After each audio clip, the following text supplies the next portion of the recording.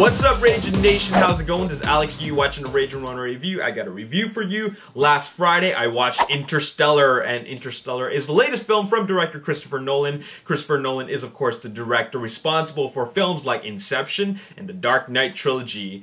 And he's also one of my favorite directors of all time, thus making Interstellar my most highly anticipated film of 2014. More highly anticipated than any superhero sequel, more highly anticipated than any Hunger Games or Hobbit sequel, and definitely more highly anticipated than any Transformers sequel. Keyword being sequel. This film is not a sequel, thus giving me another reason to want to watch this movie even more, because Christopher Nolan is one of those few directors in Hollywood today that can give us a blockbuster with original ideas. Before I begin this review, I'll let you guys know that this review is 100% spoiler free, which is actually a very challenging thing to do because this film dwells into the world of the unknown, and that alone makes it very hard to talk about without giving anything away.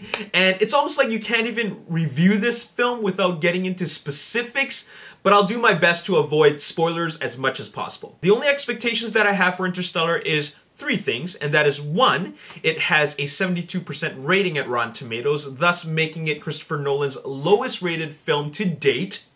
And two, it is a movie about space travel, hence the name Interstellar. And three, it's a Christopher Nolan film. So you kind of know what to expect, and you kind of don't, because he always comes up with all kinds of surprises. When I first heard about this film, I didn't know very much about it. All I knew is that it involved space travel, hence the name Interstellar. And then when the trailers came out, it suggested that Earth was running low on resources, making it impossible to sustain life for that much longer, and therefore they need to travel to the furthest reaches of outer space to find a planet that they can colonize. And that's all you need to know. So it is what I would consider a space opera. I wouldn't necessarily call it science fiction, even though it does fall in the sci-fi genre, because it's not like Star Trek or Star Wars. It's more like Apollo 13 or 2001: A Space Odyssey. It's a human drama that takes place in space dealing with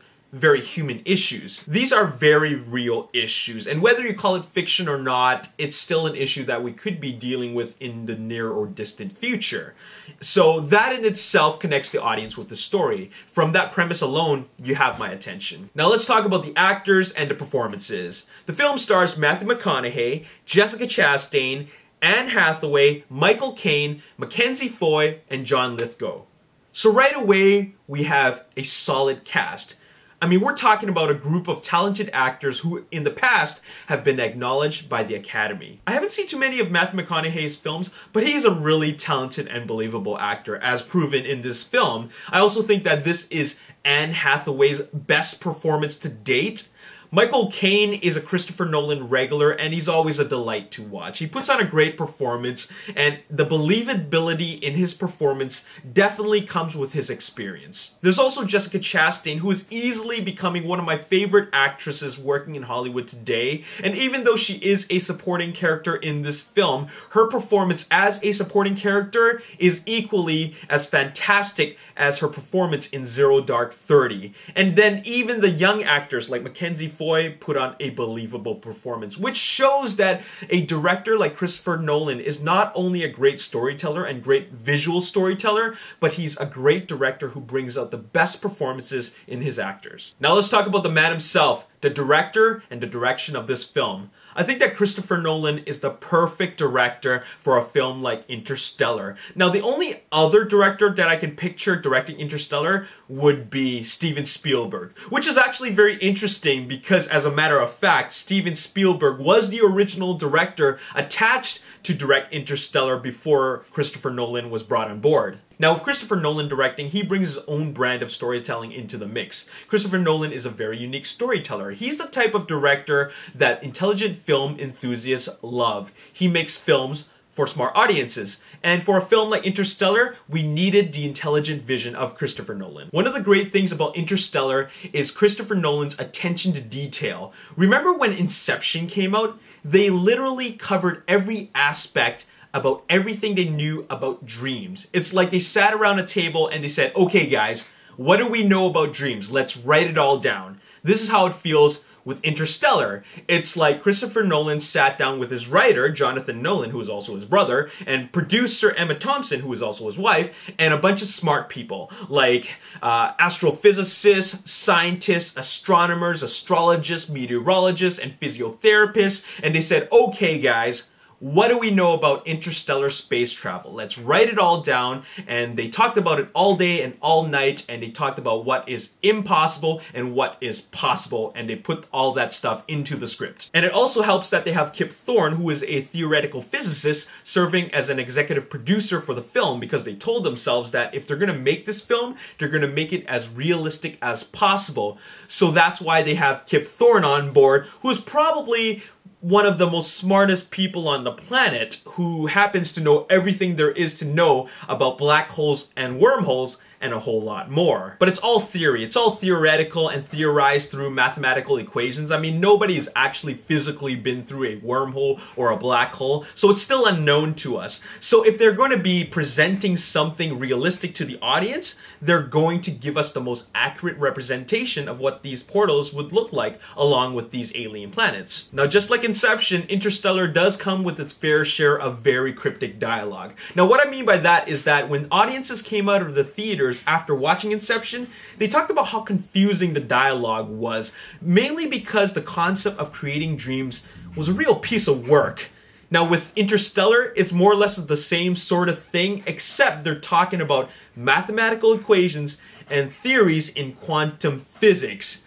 There's a lot of that type of dialogue going on, and actually I knew that going into the theater, so I told myself that I would pay extra attention to the dialogue so that I would understand what the hell they're talking about, at least to a certain extent. What is great about this film is that while they still do speak in a very scientific dialogue, Christopher Nolan still remembers, hey, this is a movie. It's not a documentary. We're here to entertain audiences. So all that scientific jargon, I personally believe, they dumb down for audiences so that they can handle it. I mean, imagine if they spoke like real scientists or real astrophysicists. I think that understanding the dialogue, or at least trying to understand the dialogue, would be the most painful part about the movie. But in Interstellar, it isn't. In fact, I think the dialogue is something you really have to pay attention to, but it's really not that hard to understand. Now this brings me to talk about the best part about the film, and that is the parts that we've been waiting for. The space travel and the exploration of other galaxies and other planets. These are the best parts about the film. As a visual storytelling piece, they really deliver in bringing us such a spectacular vision of what outer space would be like. Now I know we've had films like Gravity to show us what it's like to be in space, but that's a very different film. Interstellar shows us what space travel is like, and it gives us the front row on the space shuttle. Now, I'm not going to spoil anything for you guys, but I'll just say that the first act is all about building up to these spectacular sequences, and once we get there, it's worth the wait. You know, even though this film is really about space travel in the grand scheme of things, and it's all very exciting, actually, one of the best parts about this film is the human factor. It is the driving force that pulls the story forward and engages us as an audience. The human story is what keeps us connected and makes us want to root for Cooper's survival. We want to see him make it back to see his daughter. We want his mission to be a success. We do not want to see him fail. And while people might consider the space travel scenes to be very big, fun, popcorn entertainment, this film is essentially a human drama that takes place in the near future. Earth's possible and eventual demise is the backdrop for this human drama. And even though this is a human drama, it is a very exciting human drama. I won't say much, but all I'll say is that no space mission about the survival of the human race ever goes smoothly. Just look at films like Deep Impact or Armageddon. Our heroes always encounter all these kinds of obstacles that they don't expect, and there's always all kinds of surprises that audiences never anticipate. And Christopher Nolan keeps it a very exciting ride, and it is intense. Now, on the technical side of things, I think a film like Interstellar is truly a form of entertainment that is a dying breed. Now, what I mean by that is that it's one of a few films that is actually shot on film as opposed to being shot digitally. Now, Christopher Nolan embraces the large scale format of film presentation. That's why he shot it in IMAX and presented it in 70mm. This is how the movie is meant to be seen. It is truly an immersive experience. Not only does it feel very real, but it gives us this really gritty and raw atmosphere, which really brings us back to the old school days of space operas, kind of like 2001: A Space Odyssey, The Black Hole, and Alien. It just feels that Christopher Nolan wanted to give audiences that classic science fiction feel with Interstellar, and that is exactly what we got. Also, one of the reasons why it feels that way is because he kept the visual effects to as minimal as possible. There's very little green screen work, they shot on location, they built actual sets, and also the sequences involving space travel with the space shuttle was done with miniatures as opposed to a CG rendering of a space shuttle. This is something that I totally respect about Christopher Nolan as a filmmaker. Now, this film isn't perfect. As you can see on Rotten Tomatoes, the rating is quite low for a Christopher Nolan film at 72%. After watching Interstellar, I totally disagree with that rating. The only reason why the critics gave it such a low rating is because Christopher Nolan came off of films like the Dark Knight sequels and Inception, both of which are films that are very visually driven. They come with a lot of exciting set pieces, the action sequences are very spectacular, and the visual effects are very cool. This is not that type of film. It is a human drama with space travel in it. It is not an action film. It moves at a much slower pace, but I find the pacing to be very expertly done. My main issue with the film is that even though it is a film that is nearly 3 hours long, it still feels rushed. Can you believe that? Now, this is a total Christopher Nolan thing to do. If you watch any of his other films, you'll notice that the story jumps from scene to scene to scene, but you feel like there should have been this scene that took place between scene 1 and 2, kind of like a scene 1.5. The character is doing one thing and then suddenly he's doing a completely different thing, and you feel like there should have been this smooth transition that should have happened between those two scenes. I mean, just look at Christopher Nolan's earlier films. For example, Insomnia, starring Al Pacino. While it is a near-perfect film, to this date, people still talk about the fact that it feels like there should have been an additional scene right before Al Pacino and the cops raid the little shack in the fog. This type of scene jumping is quite prevalent in Interstellar as well as his other films. Another thing that I felt that they could have improved was to provide the audiences with more of the best parts about the film. The space travel scenes. They were so awesome, and it was definitely the highlight of the film that I wanted more.